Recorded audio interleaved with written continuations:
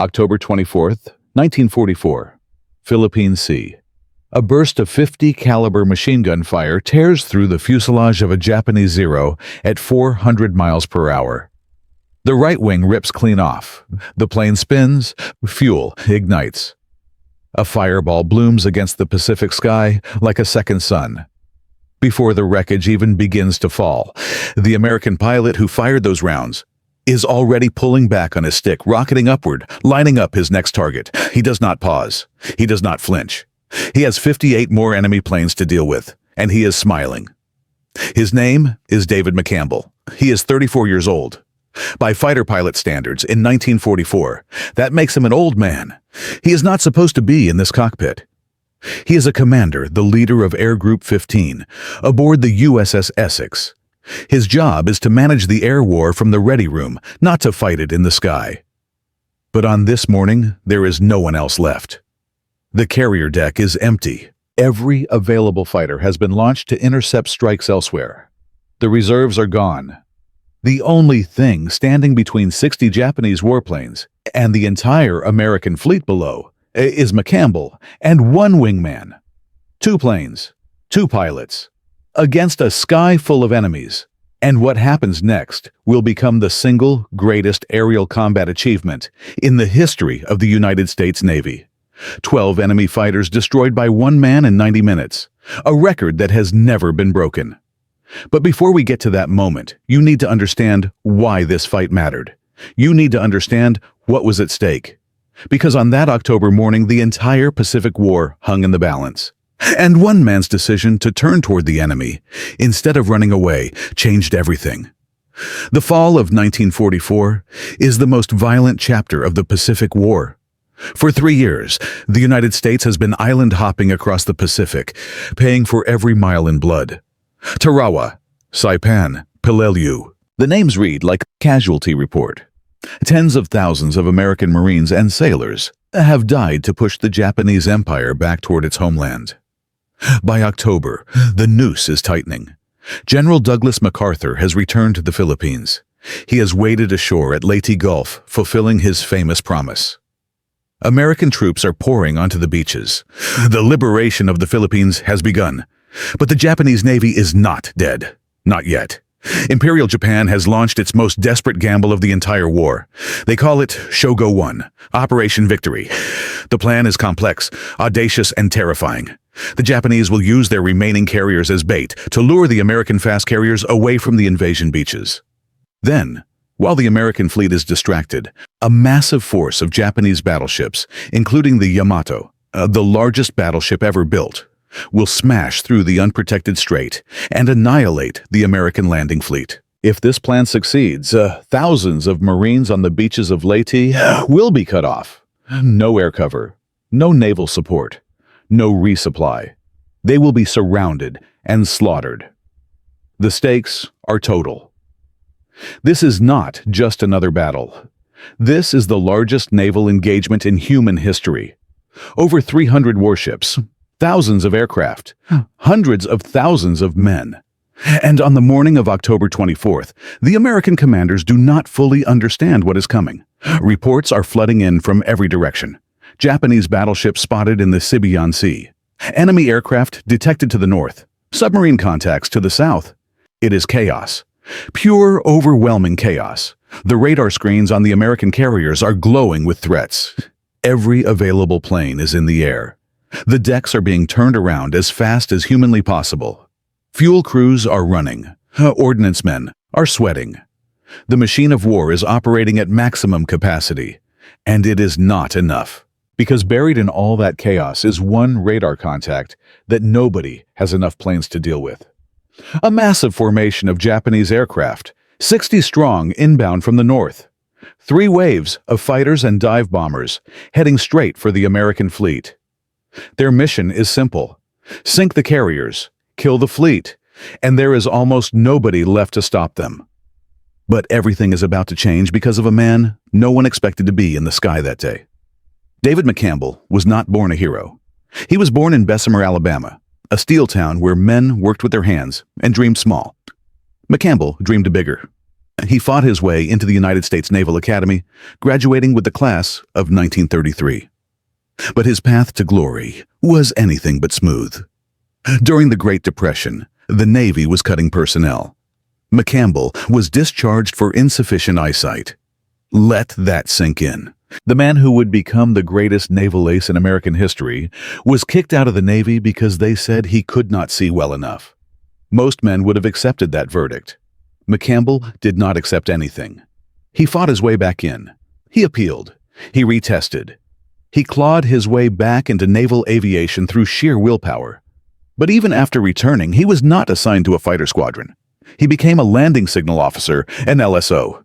His job was to stand on the back of a carrier deck with colored paddles and wave other pilots in for landing. He watched men fly. He watched men crash. He watched men die. And he learned. He learned how planes moved. He learned how pilots thought. He learned that in aerial combat, discipline and patience will always beat raw aggression. He spent years studying the science of flight from the deck, absorbing every lesson the hard way. By the time he got his chance to fly fighters in combat, he was older than almost every pilot in the fleet. The young hotshots looked at him and saw a desk jockey, a bureaucrat in a flight suit. They did not know what was inside him. They did not know that all those years of watching, waiting, and learning had forged something dangerous, something precise, something that would make him the deadliest pilot the Navy had ever produced. By 1944, McCampbell was the commander of Air Group 15 aboard the USS Essex, the fabled 15. His squadron had already carved a reputation across the Pacific. McCampbell himself had multiple kills to his name, but his greatest test was still ahead. And it was coming fast. He flew a Grumman F-6 F-5 Hellcat. He called her Mincy 3. The Hellcat was not a beautiful airplane. It was not elegant like the Spitfire, or sleek like the Mustang. The pilots called it the aluminum tank. It was big, heavy, and built like a fist, but that was exactly the point. The Hellcat was designed for one specific purpose, to kill the Japanese Zero. It had a 2,000 horsepower Pratt & Whitney double wasp engine, a radial monster that could drag the airframe through the sky at 380 miles per hour.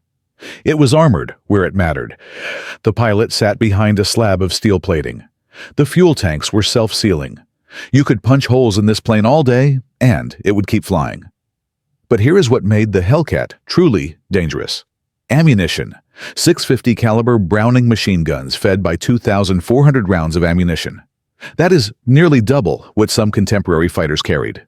The Hellcat was designed for sustained combat. It was designed for a pilot who could stay calm, conserve his rounds, and keep fighting long after other planes would have gone dry. It was in every way the perfect weapon for a man like David McCampbell.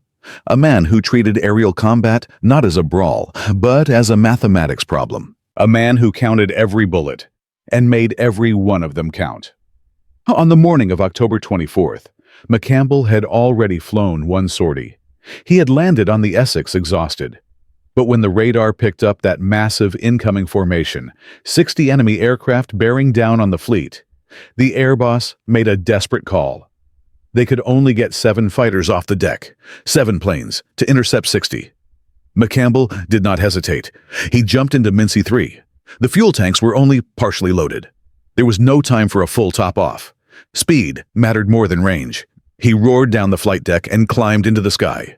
Within minutes, the situation went from bad to catastrophic. 5 of the 7 Hellcats turned back. Mechanical failures, engine trouble, low fuel. One by one, they dropped out. Suddenly, the vast Pacific sky was very, very empty. It was just Commander McCampbell and his wingman, Ensign Roy Rushing. 2 Americans in 2 Hellcats, against 60 Japanese warplanes. Rushing was young and aggressive. He pulled his Hellcat up alongside the commander and keyed his radio. "I am with you, CAG." McCampbell looked at his fuel gauge. He looked at his ammunition counter. He looked at the horizon where the Japanese formation was appearing like a dark swarm of insects against the blue sky. Zeros, Oscars, Tonys, dive bombers. Enough firepower to sink the entire fleet below. The smart move was obvious. Dive, run, report the contact, and let someone else handle it. No one would blame him. No one would question a commander who chose survival over suicide. But David McCampbell was not built that way. All those years on the carrier deck watching other men fly had taught him one unshakable truth. There is always a way. You just have to be calm enough to find it. He opened the throttle. The Pratt & Whitney engine screamed to life. He pointed his nose toward 60 enemy fighters, and he smiled. Because David McCampbell had already solved the math problem in his head. He knew exactly how he was going to win. The Japanese formation had no idea what was coming. He climbed to 25,000 feet, positioning himself directly above the enemy formation, using the sun at his back to hide his silhouette. The Japanese pilots could not see him. They were confident. 60 planes against whatever the Americans could scramble.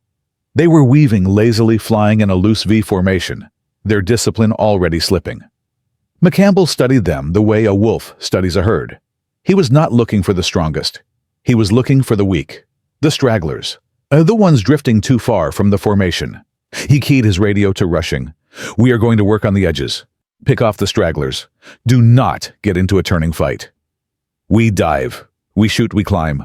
Boom and zoom. Rushing acknowledged.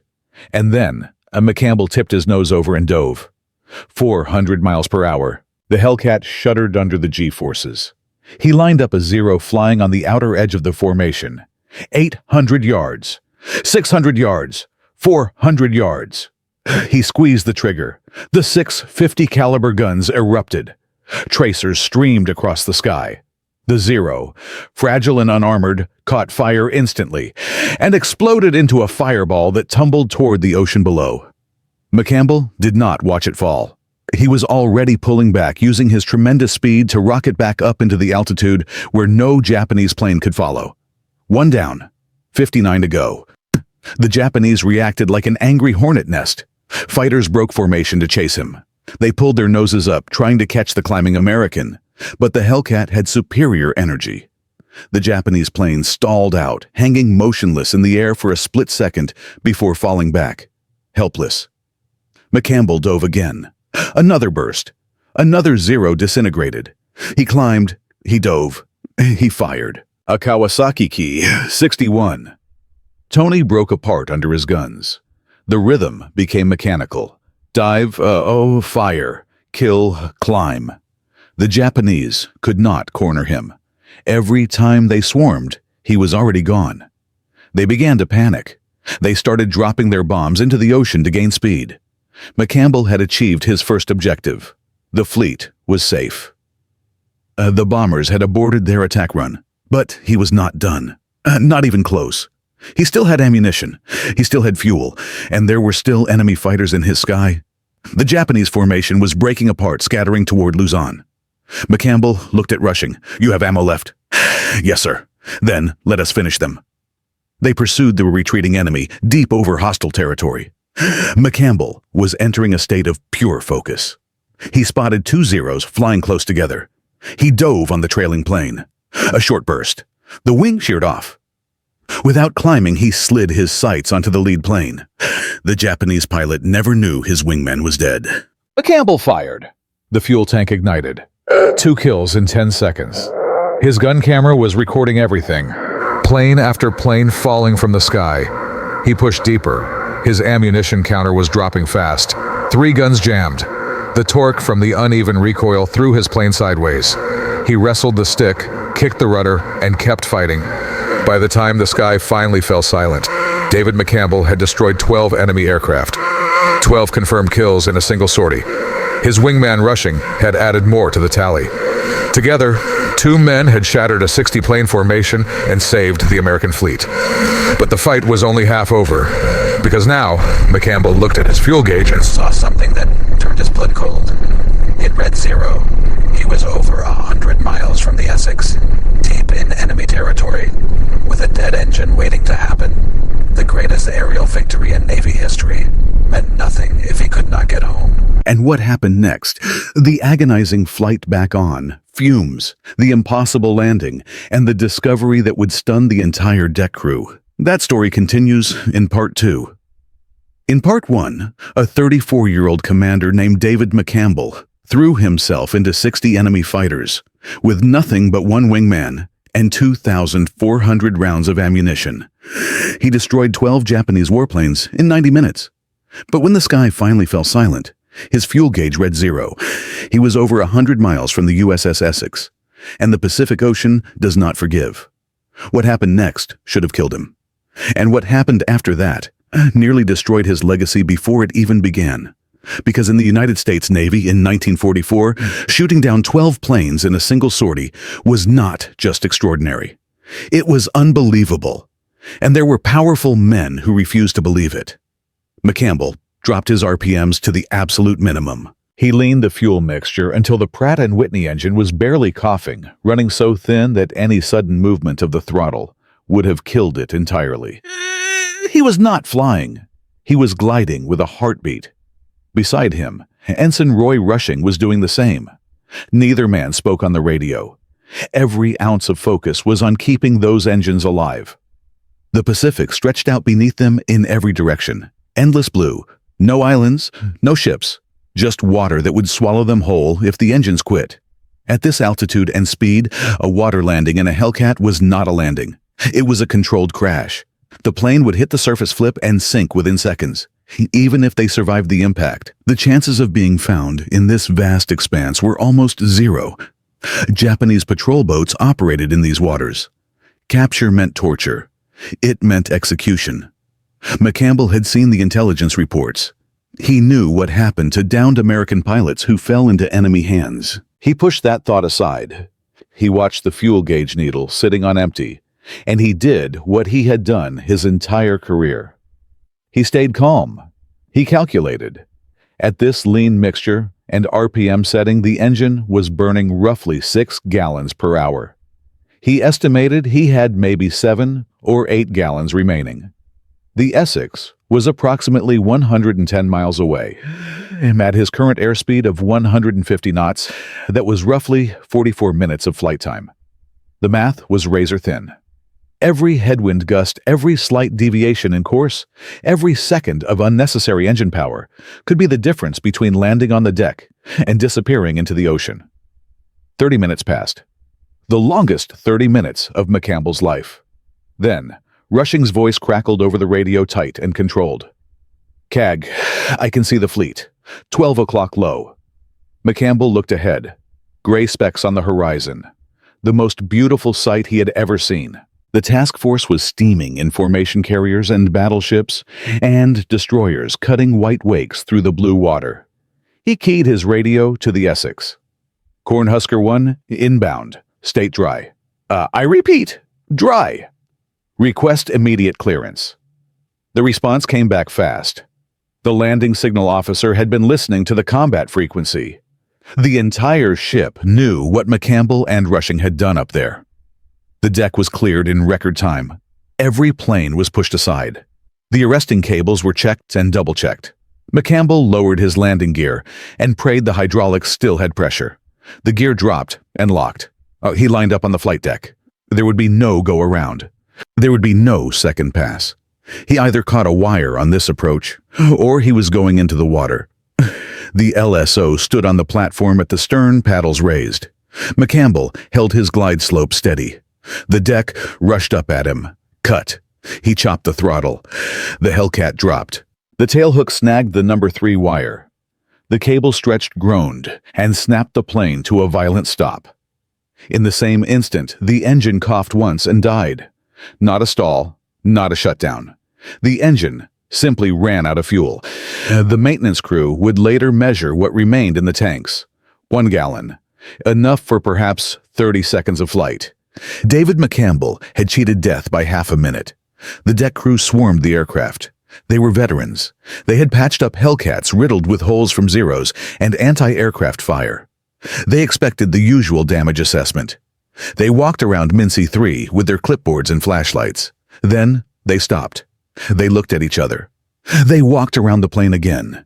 There was not a single bullet hole. Not one. In a fight against 60 enemy aircraft lasting 90 minutes, Commander McCampbell had not been touched.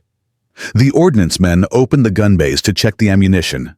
They froze. Of 2,400 rounds loaded before takeoff, McCampbell had 2 rounds remaining. 2 bullets, He had used every resource he carried to the absolute limit and wasted nothing. McCampbell climbed out of the cockpit slowly. His flight suit was soaked with sweat. His face was blackened with gun gas residue. His hands, which had been rock steady for 90 minutes of combat, were now trembling from the adrenaline crash. Rushing landed right behind him, his Hellcat also bone dry. The young ensign jumped down from his wing with a grin that split his face.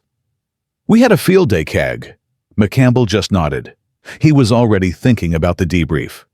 And he was right to worry, because the debrief was where the trouble started. McCampbell walked into the ready room and sat down across from the air intelligence officers. He gave his report. 12 enemy aircraft destroyed, formation scattered, bombers forced to abort, fleet protected. The intelligence officer stared at him. 12 confirmed kills in one sortie, Commander. With respect, that is not possible. McCampbell did not raise his voice. He did not argue. He simply said, "Check the gun camera film."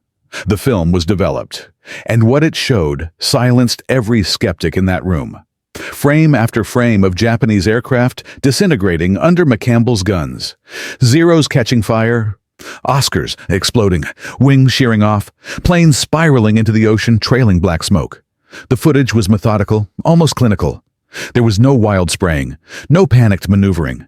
Every engagement showed a pilot who was in complete control, firing short, disciplined bursts, hitting exactly where he aimed. The intelligence officers counted the kills. They recounted. They cross-referenced with Rushing's report and his own gun camera footage. The numbers held. 12 for McCampbell, 6 for Rushing. 18 enemy aircraft destroyed by 2 American pilots in a single engagement. But the report had to go up the chain of command.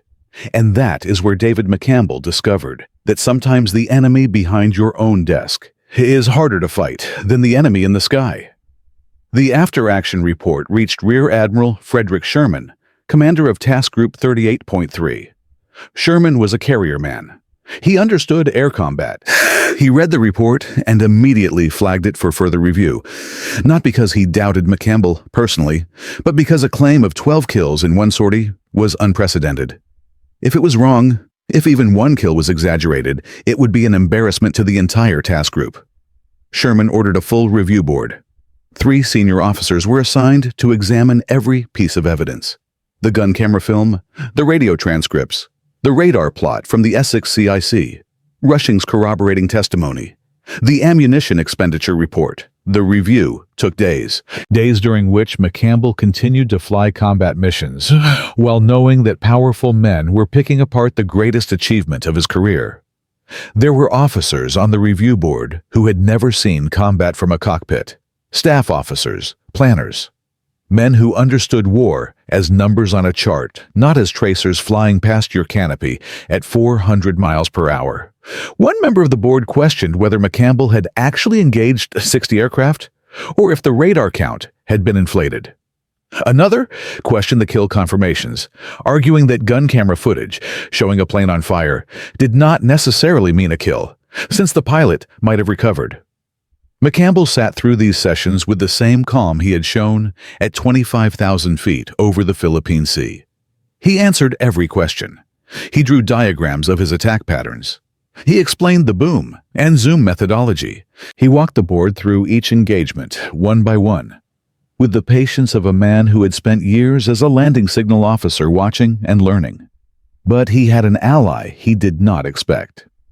Captain Carlos Brewer, the commanding officer of the USS Essex, stepped into the review with the full weight of his authority.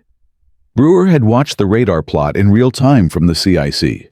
He had listened to the radio traffic. He had seen the formation of 60 bogies on the scope, and he had watched McCampbell and Rushing fly directly into it. Gentleman Brewer told the board, "I was watching the radar when Commander McCampbell engaged that formation. I heard every transmission. I saw the bogey count drop in real time. This man did exactly what he claims he did. And if we waste any more time questioning it, instead of putting him up for the Medal of Honor, we are the ones who should be embarrassed." Brewer's intervention was decisive. The review board certified all 12 kills.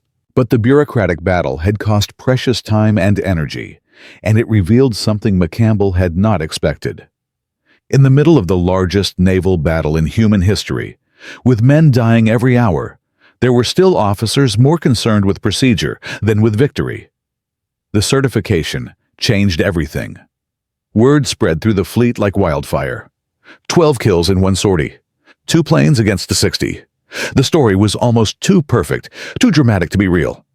But it was real, and it hit the fleet at exactly the right moment. Because on October 25th, the day after McCampbell's legendary flight, the Battle of Leyte Gulf reached its most desperate hour. The Japanese center force, under Admiral Kurita, had pushed through the San Bernardino Strait during the night.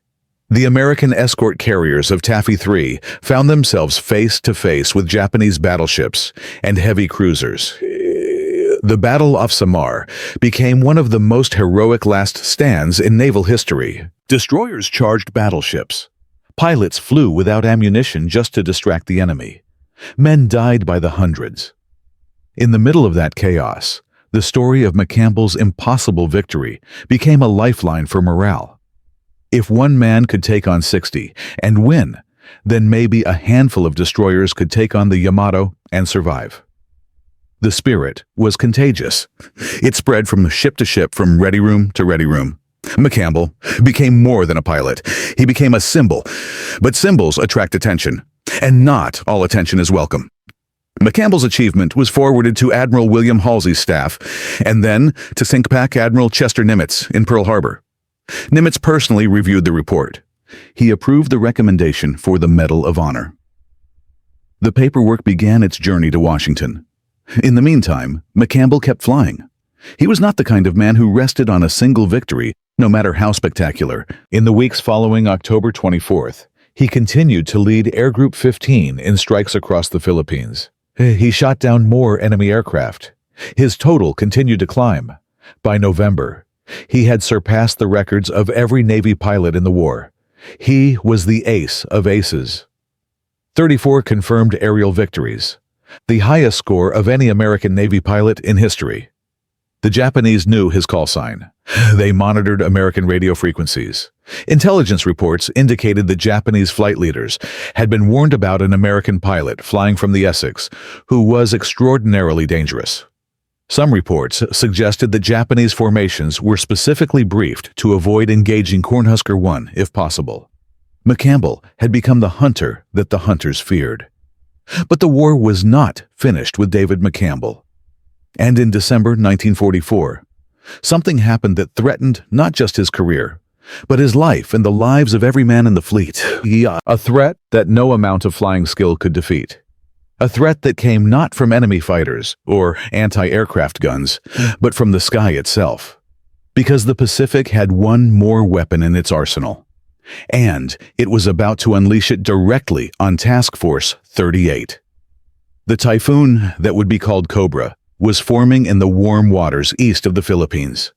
3 destroyers would capsize. Nearly 800 men would die. Aircraft would be torn from carrier decks and hurled into the sea. And McCampbell, the man who had smiled at 60 enemy fighters, would face something that made him genuinely afraid for the first time in the war.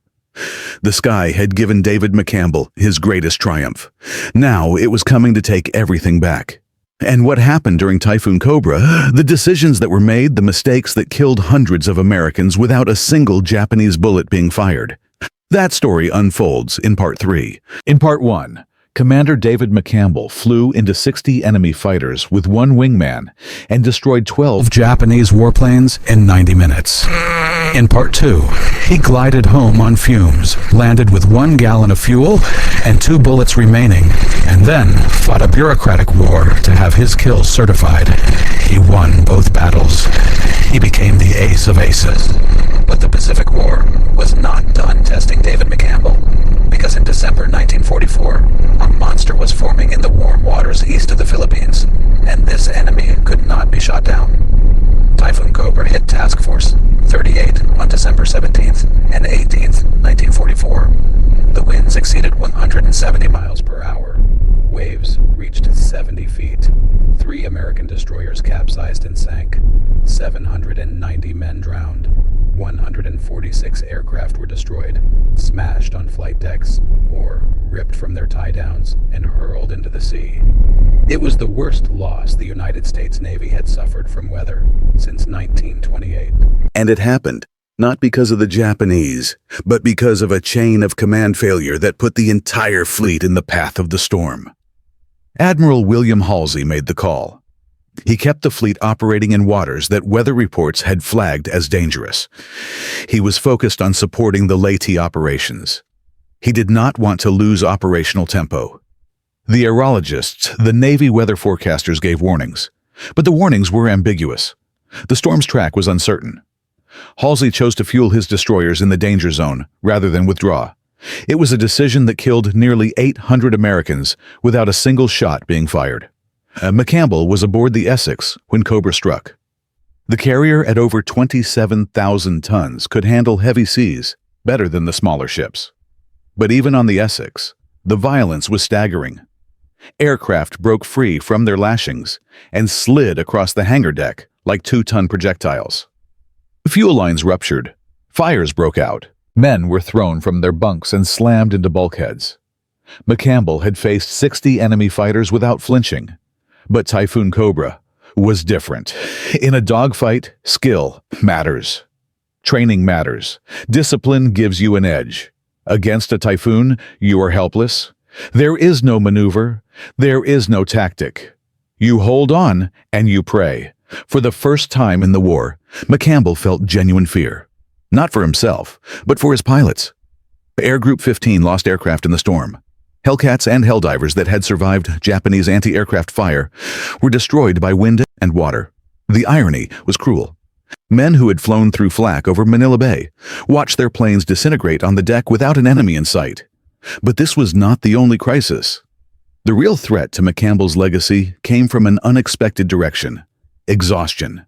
Air Group 15 had been operating continuously since May 1944. 7 months of non-stop combat operations. The standard deployment for a carrier air group was 6 months. The fabled 15 had exceeded that by weeks, and the toll was becoming visible. Pilot fatigue was epidemic.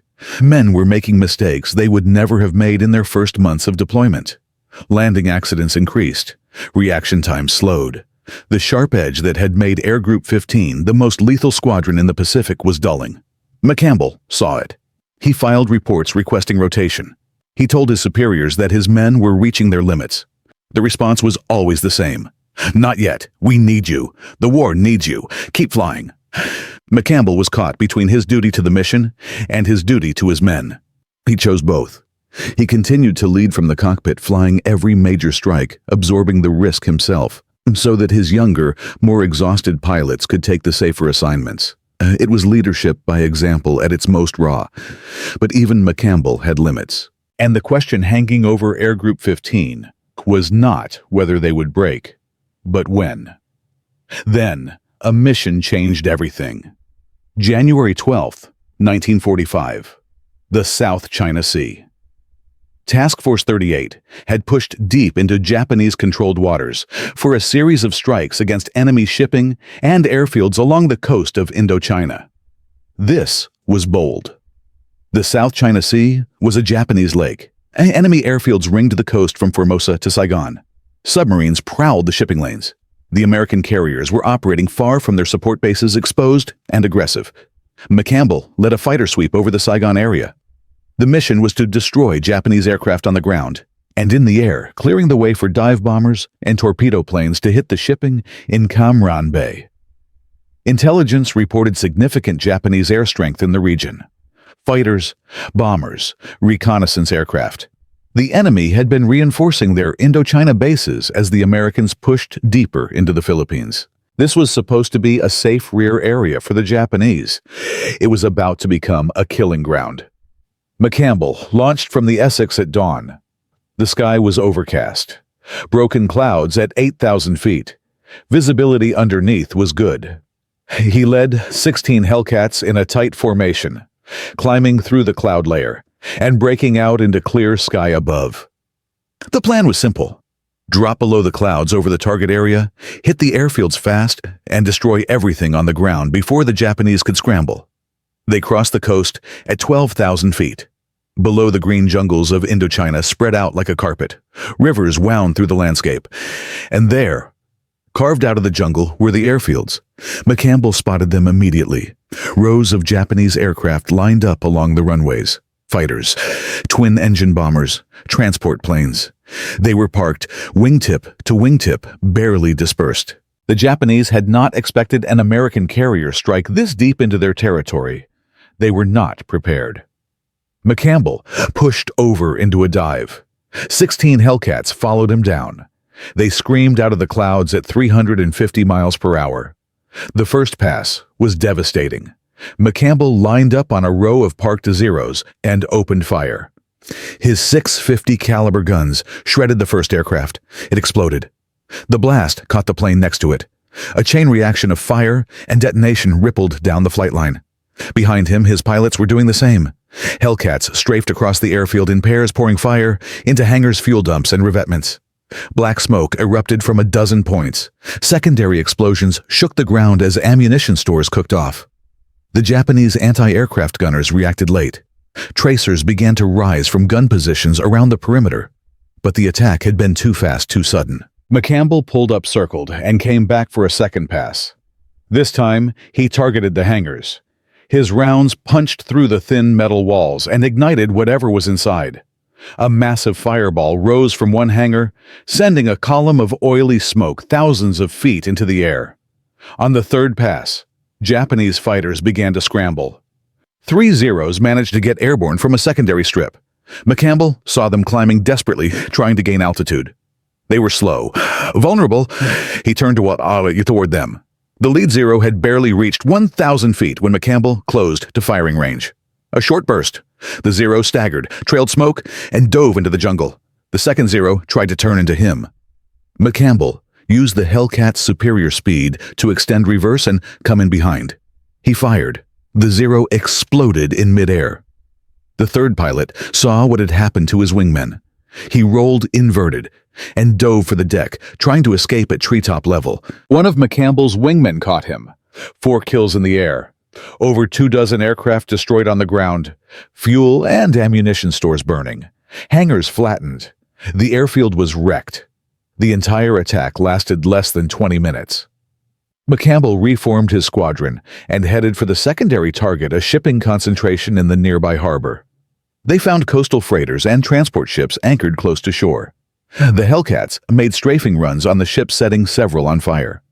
By the time they turned for home, the coast behind them was lined with columns of smoke, visible for 50 miles. The strike on Indochina was not a single event. Task Force 38 spent 2 days raiding the South China Sea coast. The results were staggering. Over 40 Japanese ships sunk or damaged. More than 100 aircraft destroyed on the ground and in the air. Oil storage facilities burned for days. The Japanese logistics network in Southeast Asia, which depended on these shipping lanes and air bases to move supplies to their far-flung garrisons, was crippled in 48 hours. For McCampbell, personally, the Indochina raids added more kills to his already record-breaking total. But more importantly, they demonstrated something that went beyond individual achievement. The American carrier air groups had reached a level of proficiency that the Japanese simply could not match. The training pipeline, the aircraft quality, the tactical doctrine, the logistics chain that kept carriers armed, fueled, and operational thousands of miles from home. Every piece of the American war machine was functioning at peak performance. And at the tip of that spear was men like David McCampbell, professionals who had turned aerial combat into a science. The impact rippled outward. Japanese commanders in the region sent frantic reports to Tokyo. The Americans were operating with impunity in waters that Japan had controlled since 1942. The Imperial Navy could not protect its own shipping lanes. The air defense network was inadequate. Reinforcements sent to the Philippines were being intercepted and destroyed before they could reach the front. The strategic picture was clear. Japan was being strangled. Every convoy sunk, every airfield wrecked, every pilot killed. was a resource that could not be replaced. American factories were producing Hellcats faster than the Japanese could build Zeros. American training programs were turning out skilled pilots by the thousands, while Japan was sending barely trained teenagers into combat. The kill ratios told the story. In 1944, American Navy pilots achieved a kill ratio of approximately 19-1 against Japanese fighters. For every American plane lost, 19 Japanese planes were destroyed. It was not a battle. It was an annihilation. McCampbell's Air Group 15 was at the leading edge of this destruction. By the time they were finally rotated home in early 1945, the fabled 15 had compiled one of the most remarkable combat records of the entire war.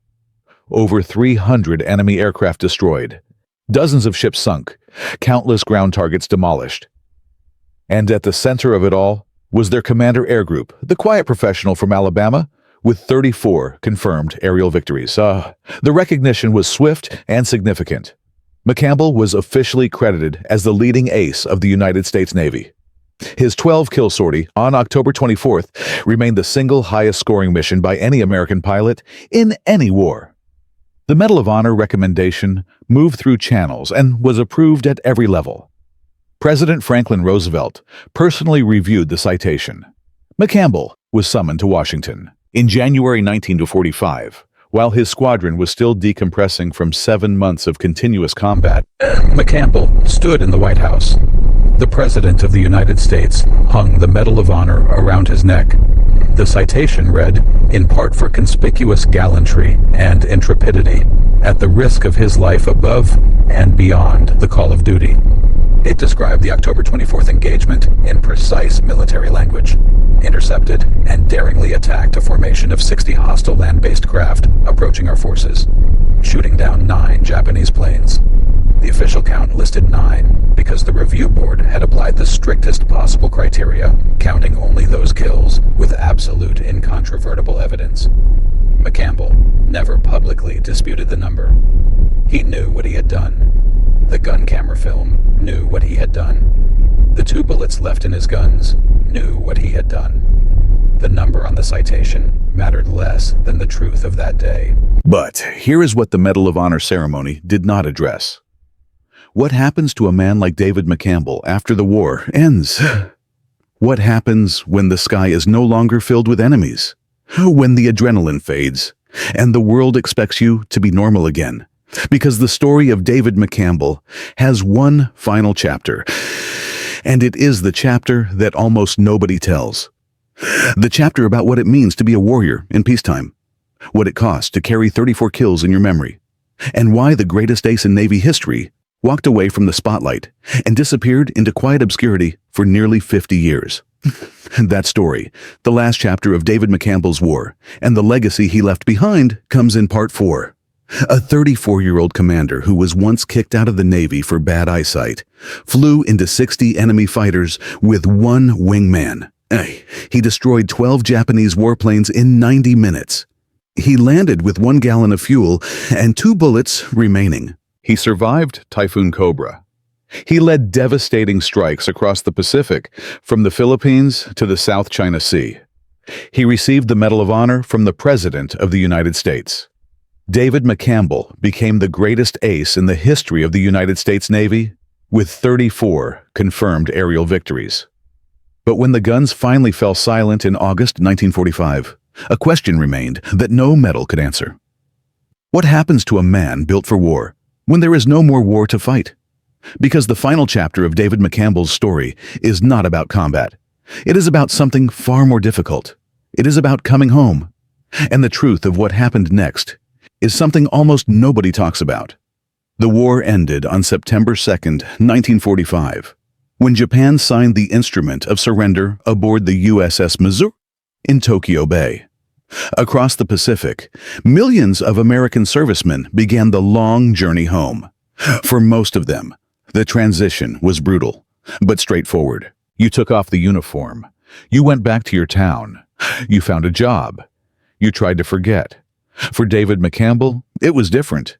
He was not just another veteran. He was the ace of aces. His face had appeared in newspapers and newsreels. The Medal of Honor around his neck marked him as one of the most decorated warriors of the entire conflict. The Navy wanted to keep him, and McCampbell wanted to stay.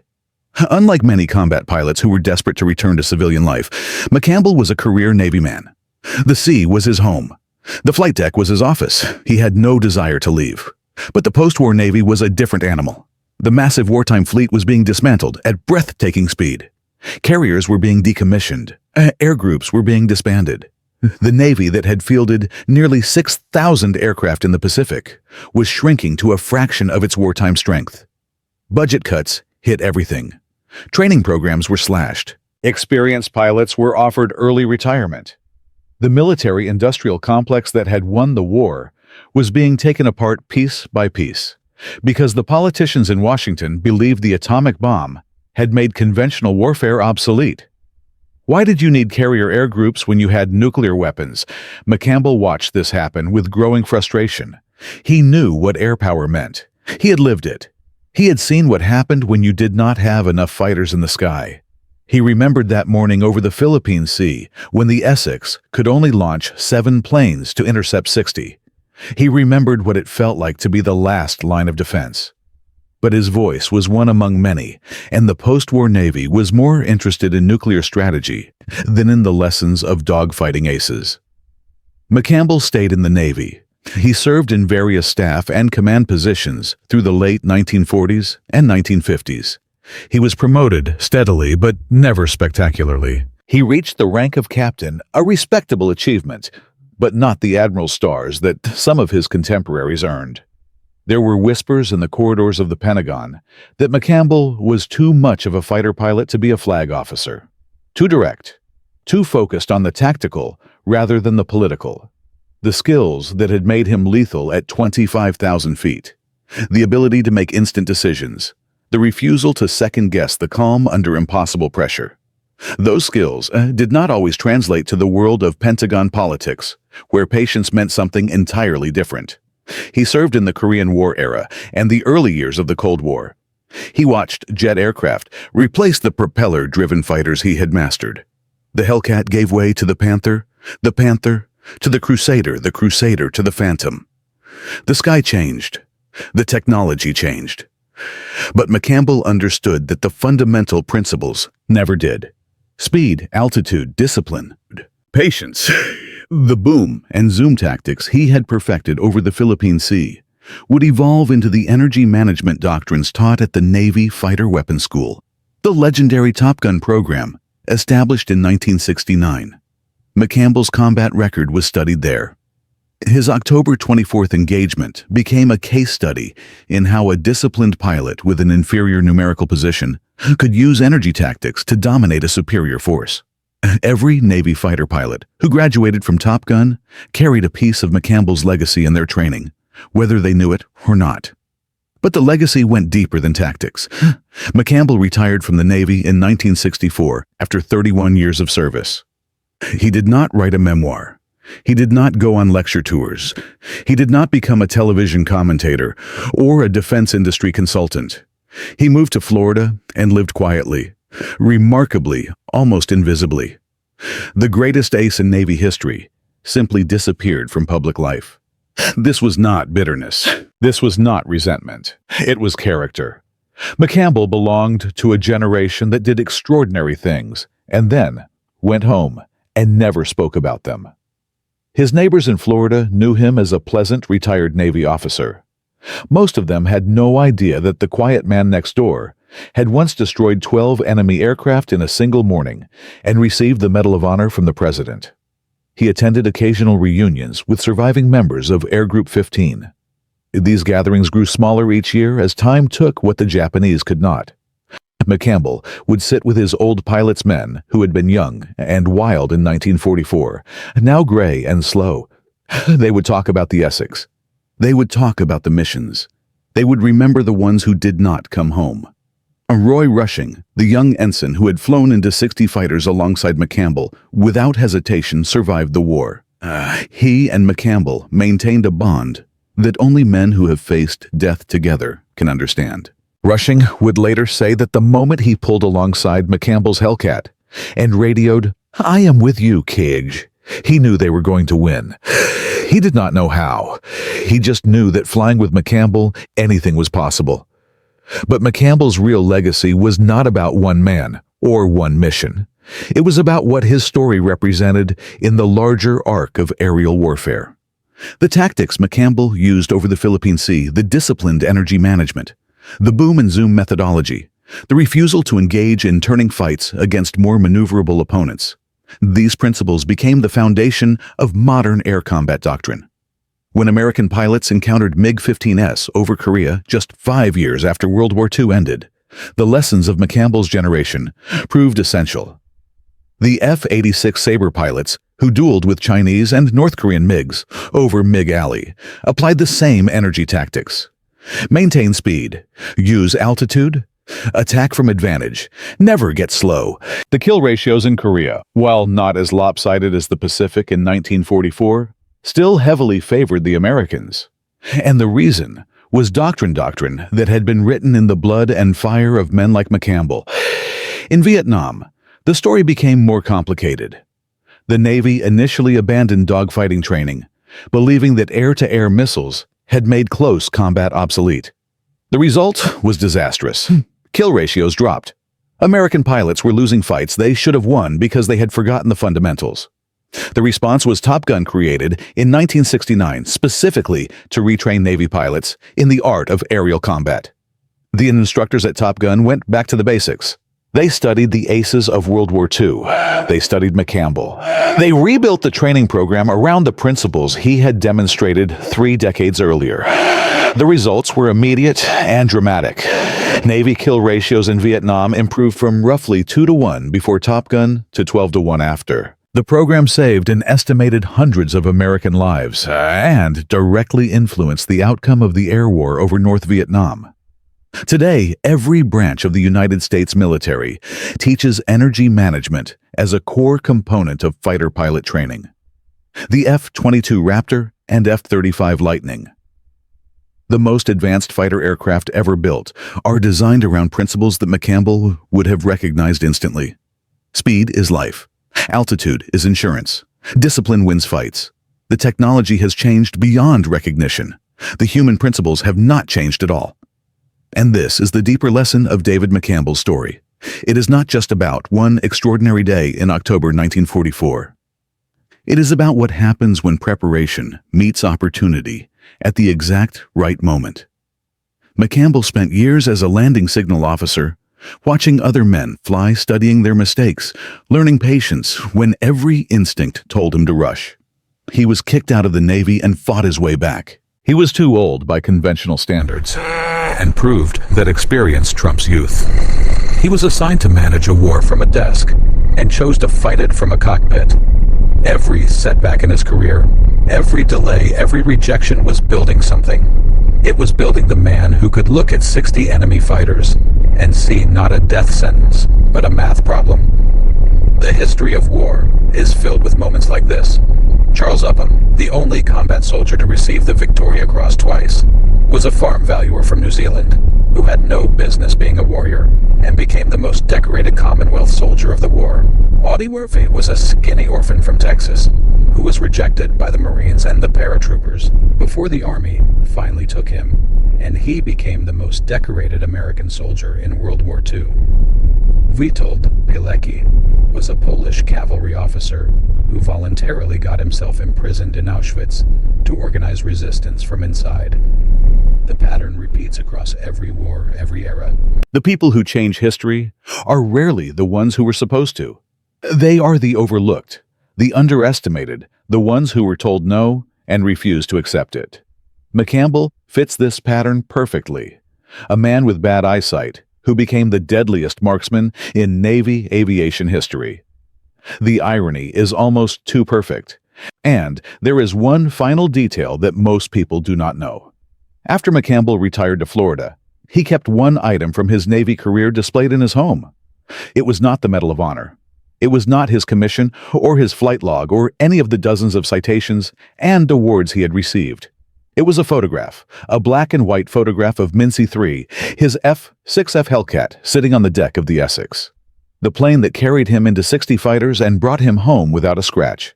The plane that ran out of fuel the moment it caught the arresting wire. The plane that had 2 bullets left when the ordnance crew opened the gun bays. McCampbell kept that photograph on his desk for the rest of his life. When visitors asked about it, he would sometimes tell the story. Not the dramatic version, not the Hollywood version. He would tell it simply. We had a job to do, and we did it. That was all. He passed away on June 30th, 1996, in Riviera Beach, Florida. He was 86 years old. The Navy flew a missing man formation over his funeral. 4 jets in tight formation with one pulling up and away, leaving a gap. The gap that will never be filled, from a discharged officer with bad eyesight to the deadliest naval aviator in American history. David McCampbell destroyed 34 enemy aircraft, led one of the most storied air groups of the Pacific War, and on a single October morning flew into 60 enemy fighters with one wingman and shattered them.